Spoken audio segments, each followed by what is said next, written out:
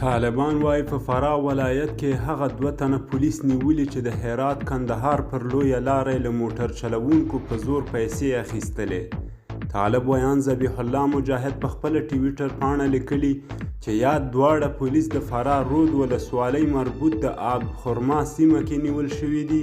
طالبانو د یادو پولیسو نومونه جهانگیر د عبدالرشید زوی او عبدالغفار د عبدالغفور زوی ښودلی او په خپله ټویټر ادرس د هغوی انځورونه هم خپاره کړي دي. طالبانو ویلي نوموړي دواړه پولیس له اسنادو سره نیول شوي او قضیه شرعي محکمې ته سپارل شوې ده.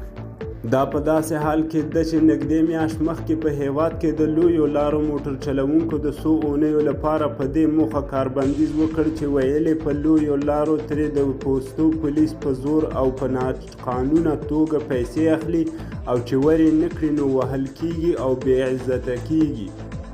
که څه هم حکومت ژمنې کړي چې پولیس به نور دا کارونه نه کوي، خو موټر چلوونکي وایي لا هم په زیاترو لارو کې د پولیسو له لوري ترې غیر قانوني پیسې اخیستل کیږي.